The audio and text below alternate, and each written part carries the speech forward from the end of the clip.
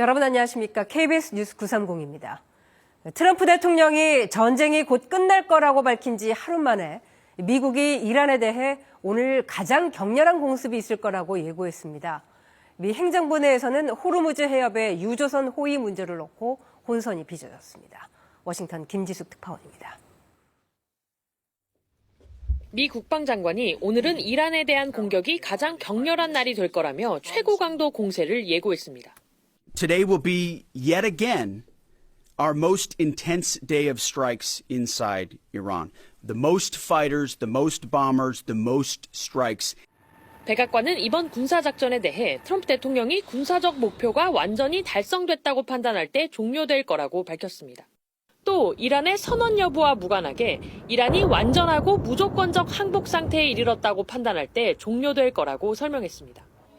이란이 항복하지 않고 저항을 이어가더라도 미국이 목표를 달성했다고 판단하면 전쟁을 중단하겠다는 뜻입니다. So President Trump will determine when Iran is in a place of unconditional surrender, when they no longer pose a credible and direct threat to the United States of America and our allies. 한편 국제 에너지 수송의 핵심 통로인 호르무즈 해협을 둘러싼 유조선 호위 문제를 놓고는 혼선이 빚어졌습니다. 크리스 라이트 미 에너지부 장관이 호르무즈 해협을 통과하는 유조선을 미 해군이 성공적으로 호위했다고 SNS에서 밝혔습니다. 즉각 전 세계에 속보로 타전됐고 국제 유가는 20% 가까이 급락했습니다. 하지만 몇 분 뒤 해당 게시글은 삭제됐습니다. 백악관도 미군이 현재 호르무즈 해협을 통과하는 유조선을 호위한 적이 없다고 밝혔습니다. 이에 국제 유가는 낙폭을 일부 되돌리며 극심한 변동성을 보였습니다. 이란이 호르무즈 해협에 기뢰를 설치하는 정황도 포착된 걸로 전해지고 있습니다. 트럼프 대통령은 이란을 향해 기뢰를 설치했다면 즉각 제거하라며 그렇지 않으면 군사적 결과는 전례 없는 수준이 될 거라고 경고했습니다. 또 기뢰를 설치하려는 선박 10척도 완파했다고 밝혔습니다. 워싱턴에서 KBS 뉴스 김지숙입니다. 걸프 국가들의 드론 공격을 벌이고 있는 이란이 이번엔 아랍에미리트의 중동 최대 정유시설을 공격했습니다. 이스라엘은 이란 서부 미사일 발사대를 공격하고 레바논 베이루트도 폭격했습니다. 두바이 김기영 특파원의 보도입니다. 현지 시각 10일 아랍에미리트의 아부다비 국영 석유회사 에드녹의 루와이스 공장 2호가 드론 공격을 받아 화재가 났습니다. 이 불로 하루 생산량 40만여 배럴 규모의 공장이 가동을 멈췄습니다. 1호 공장도 비슷한 양을 생산해 왔는데 전쟁으로 인해 지난 6일부터 생산량을 줄였습니다. 루와이스 정유시설은 중동 최대 규모로 한국과 일본, 중국, 인도 등 아시아 국가들이 주요 고객입니다. 바레인과 쿠웨이트도 이란 자폭 드론의 공격을 받았습니다. 바레인 수도의 마나마 주택단지에 드론이 떨어져 주민 1명이 숨지고 8명이 다쳤습니다. هذا ويستمر العدوان الإيراني الآثم في استهداف الأعيان المدنية والممتلكات الخاصة بالصواريخ البالستية والطائرات 이스라엘도 공세를 이어가며 이란 서부의 미사일 발사대를 겨냥했습니다. 이스라엘군은 이란 이슬람 혁명 수비대의 미사일 발사 장비와 이동 차량을 파괴하는 영상을 공개했습니다. השאיפה שלנו להביא את העם האיראני לפרוק את עול העריצות, בסופו של דבר זה תלוי בו. 이스라엘은 레바논 헤즈볼라에 대한 공습도 이어가 수도 베이르트 남부를 집중적으로 타격했습니다. 유엔은 이스라엘이 레바논의 50여 개 마을에 대피 경고를 내렸고 66만여 명이 이주민 신세가 됐다고 주장했습니다. 두바이에서 KBS 뉴스 김계영입니다. 미사일 공격으로 170여 명이 숨진 이란 초등학교 사고와 관련된 논란이 계속되고 있습니다. 당시 영상 속의 미사일이 미군의 토마호크로 보인다는 미국 언론들의 보도에 이어서 이번에는 이란이 현장에서 토마호크 파편을 수거했다며 관련 사진을 공개했습니다. 박석호 기자입니다. 이란 국영방송 IRIB가 SNS를 통해 공개한 사진입니다. 지난달 28일 폭격을 당한 이란 초등학교 현장에서 수거했다는 미사일 잔해들입니다. 자세히 보면 미국의 방산업체인 벨 에어로스페이스 앤드 테크놀로지스라는 제조사 명칭이 보입니다. 다른 파편에선 글로브 모터스라는 제조사 명칭도 확인되고 미국에서 만들었다는 메이드 인 USA 표시도 보입니다. 미군의 미사일 공격으로 어린이와 교사 170여 명이 숨졌다며 이란이 물증을 제시한 겁니다. دیروز اعلام می‌کنند که این کار ایران بوده. تهوع‌آور است واقعاً. 이 사진을 보도한 미국 뉴욕타임스는 이 부품이 어디에서 어떻게 수거된 것인지는 불분명하다고 전했습니다. 다른 지역에 떨어진 토마호크 파편일 수도 있다는 뜻입니다. 다만 미국 언론들은 초등학교 공격 당시 영상을 분석한 결과 미군의 토마호크가 사용된 게 맞다며 미군의 오폭 가능성을 높게 보고 있습니다. 트럼프 행정부는 조사가 진행 중이라면서도 여전히 이란 책임론을 제기하고 있습니다. Who we've seen in the intel moving rocket launchers into civilian neighborhoods, near schools, near hospitals. That's how terrorist regimes fight. 트럼프 대통령은 이란도 토마호크를 가지고 있다고 주장하기도 했지만 군사 전문가들은 사실과 다른 발언이라고 평가하고 있습니다. KBS 뉴스 박석호입니다. 이재명 대통령이 주한미군 전력 차출 논란과 관련해 입장을 밝혔습니다. 이 대통령은 정부가 반대 의견을 내고 있고 대북 억지 전략에 장애가 생길 일은 없다고 강조했습니다. 박찬 기자가 보도합니다. 주한미군이 포대나 방공무기를 일부 국외 반출하는 게 논란이 되는 것 같다. 이재명 대통령이 최근 언론을 통해 전해지는 주한미군 동향을 언급하며 관련 입장을 내놨습니다. 그래서 우리는 반대 의견을 내고는 있지만 또 우리 의견대로도 전적으로 관철할 수 없는 것도 엄연한 현실입니다. 다만 그렇다고 해도 대북 억지 전략에는 문제가 없다고 강조했습니다. 세계 5위 수준으로 평가되는 우리 군사 방위력을 근거로 제시했습니다. 북한에 핵이 있지만 재래식 전투 역량으로 따지면 비교할 수 없이 우리가 압도적이란 설명입니다. 국가 방위는 국가가 스스로 책임져야 한다며 자주 국방이 중요하다고도 밝혔습니다. 외부적 지원이 없을 경우에 그럼 어떡할 거냐를 언제나 생각해야 됩니다. 우리의 의지와 다르게. 그럴 경우는 얼마든지 발생할 수 있죠. 한편 미국 일간지 워싱턴 포스트는 미국 관리 2명을 인용해 미 국방부가 한국에 배치된 고고도 미사일 방어체계 사드 일부를 중동 지역으로 이동시키고 있다고 보도했습니다. 중동 사태로 패트리엇과 사드 등 주한미군 방공무기의 중동 반출 가능성이 제기되온 가운데 청와대는 한미 간 전력 운용과 관련해 언급하는 것은 적절하지 않다며 양국은 긴밀한 소통과 공조를 지속해 나갈 것이라고 밝혔습니다. KBS 뉴스 박찬입니다.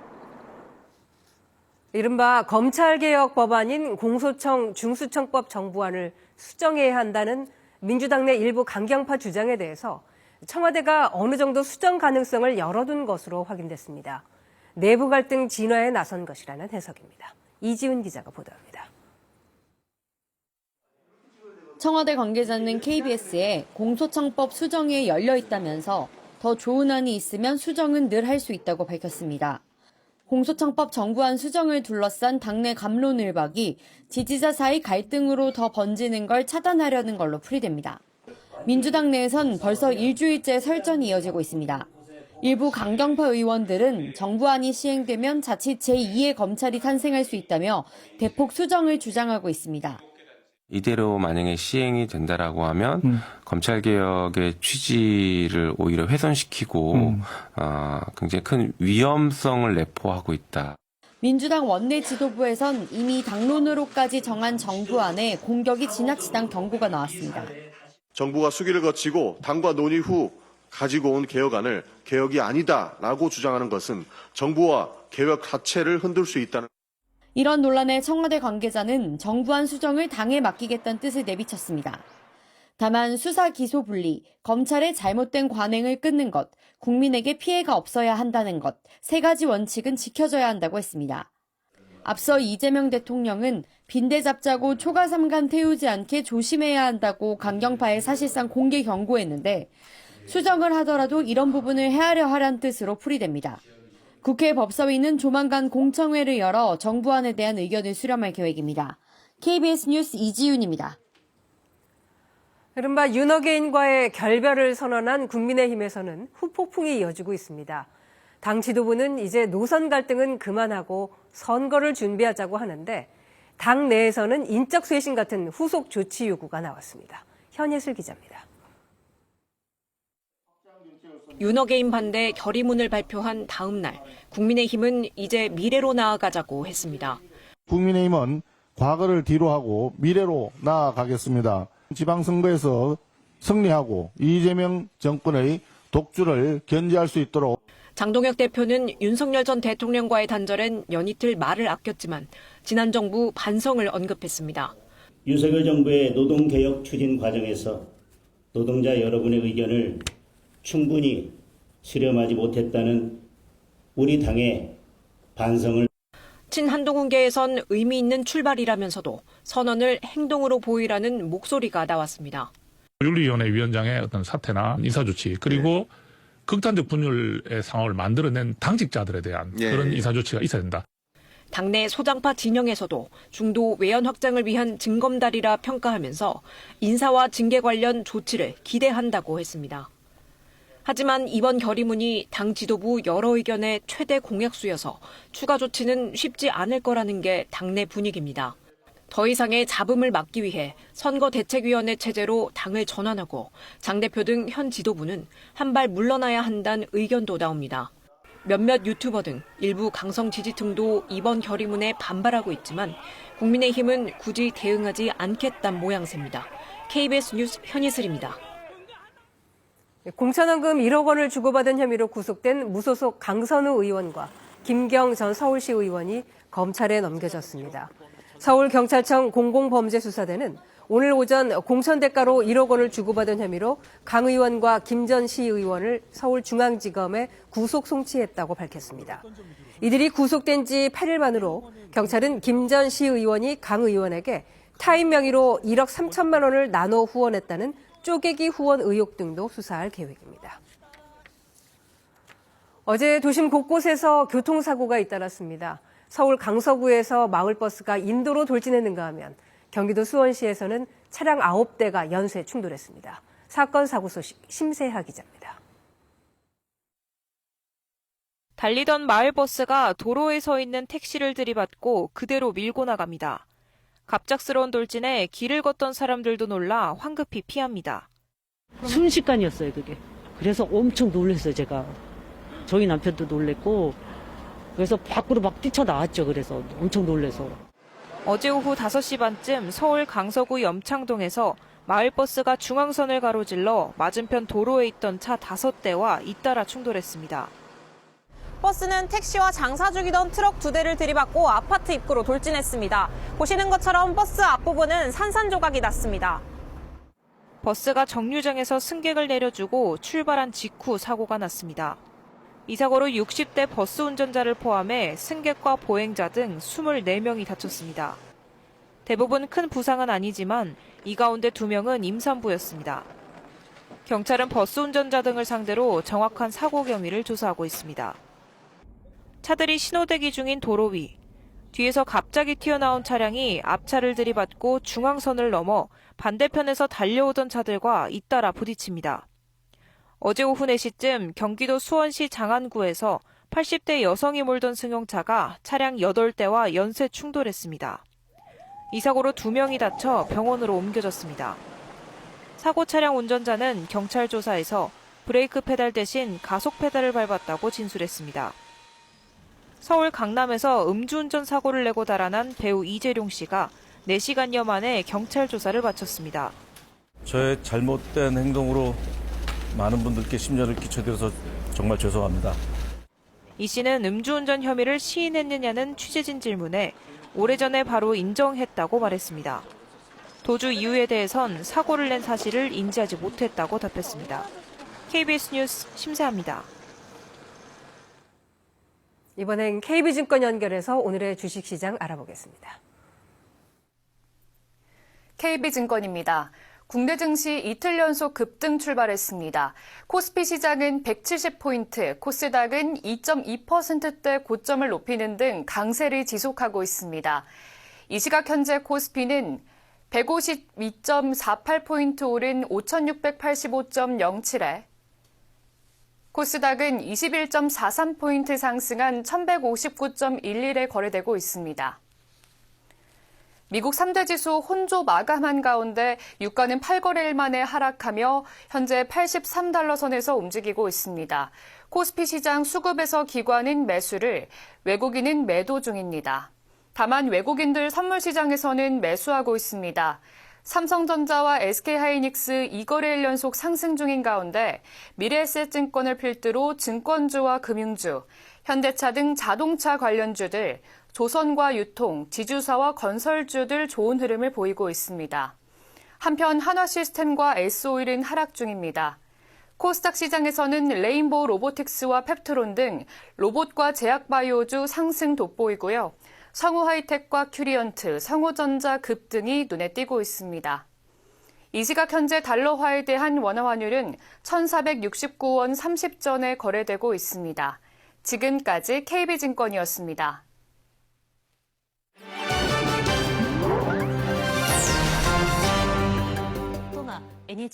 2011년 동일본 대지진 이후 이재민들이 사는 재해 공영주택에서 50, 60대 남성의 고독사가 잇따르고 있습니다. 남성들이 마작을 즐기고 있습니다. 동일본 대지진 피해 지역에서 혼자 사는 중년 남성들의 살롱 오지코로입니다.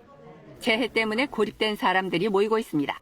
一人でいると話し相手いないじゃないですか。憩いの場所。 센다이시의 한 재해 공영주택에서 지난해 4월 50대 남성이 사망한 지 10일이 지나서야 발견됐습니다.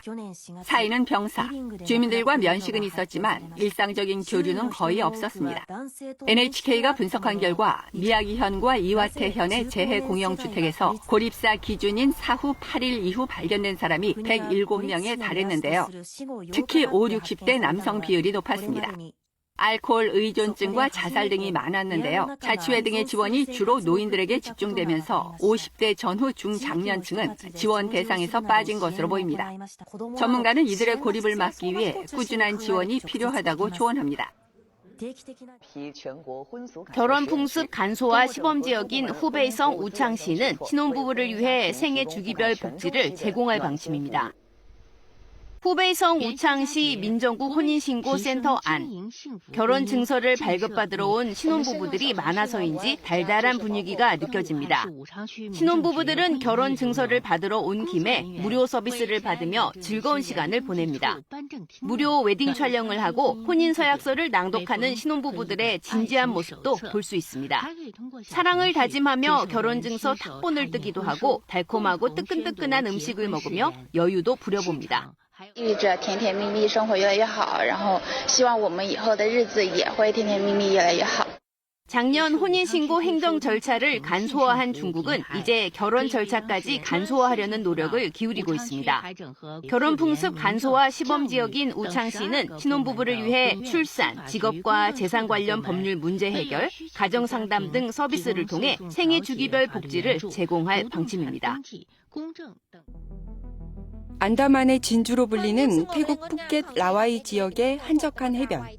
섬의 외딴 해변을 찾아와 알몸이거나 거의 알몸 차림으로 일광욕이나 해수욕을 즐기는 외국 관광객들의 모습을 흔히 목격하게 되는데요. 최근 1년 사이 주민들만 알던 한적한 장소들이 온라인을 통해 퍼지면서 관광객이 크게 늘어난 것입니다. 누드비치를 즐기기 위해 프랑스, 일본 등 전 세계에서 방문하고 있습니다. 평화롭던 마을 해변이 노출의 장으로 변했다며 주민들은 불쾌감을 토로합니다. เป็นเมืองพุทธนะครับซึ่งเรามีวัฒนธรรมของชาวพุทธอยู่แล้วซึ่งลักษณะของการเปิดฟรีแบบนี้เนี่ย 그들은 자유의 표현이라고 여기는 듯하지만 태국인들의 종교와 문화, 정서를 무시한 몰상식한 행위라는 겁니다. 태국 현행법상 공공장소에서의 나체 노출은 외설행위로 간주합니다. 논란이 커지자 다국어 경고 표지판 설치와 강력한 단속이 필요하다는 목소리가 힘을 얻고 있습니다. 최근 베트남 젊은이들 사이에서 그림을 통해 내면의 상처를 치유하는 미술 치료가 확산하고 있습니다. 우울증을 앓고 있던 칸 씨. 마음의 안식을 얻기 위해 4년 전 그림을 시작했는데요. 어두웠던 그녀의 그림이 최근 밝은 색으로 채워지기 시작했습니다. Good example of why I understand that I heal. 이곳은 하노이의 아트트리 미술센터. 2020년 이후 베트남 전역으로 확산 중인 미술치료 워크숍의 중심지입니다. 미술 치료는 낙서, 공예, 점토 작업 등 다양한 형태로 나타났는데요. 청소년들은 서툰 낙서와 점토 작업을 통해 입 밖으로 꺼내지 못한 불안을 쏟아냅니다. I can decide to say out my feelings and be more confident in myself. 전문가들은 미술이 자신을 표현하는 또 다른 언어 역할을 하고 나만의 목소리를 통해 마음의 회복이 시작된다고 말합니다. KBS 월드뉴스입니다. 수많은 세입자를 벼랑 끝으로 내몰았던 전세 사기 문제가 불거진 지 4년 만에 정부의 제도 개선책이 나왔습니다. 앱을 통해서 모든 위험 정보를 수시로 확인할 수 있는 환경이 구축됩니다. 황다혜 기자입니다. 보증금 1억 4천만 원의 다세대 주택에 전세를 얻은 건 4년 전입니다. 공인중개사를 믿었던 데다 등기부등본 확인 방법도 잘 몰라 설명만 듣고 계약했습니다. 중개사는 7억이라 했어요. 컴퓨터 고장났다 해서 사무실에 갔을 때는 등기부등본을 출력해주지 않고. 계약 2년 만에 갑자기 날아든 경매 안내문. 뒤늦게 확인해보니 전세 계약을 한 바로 그날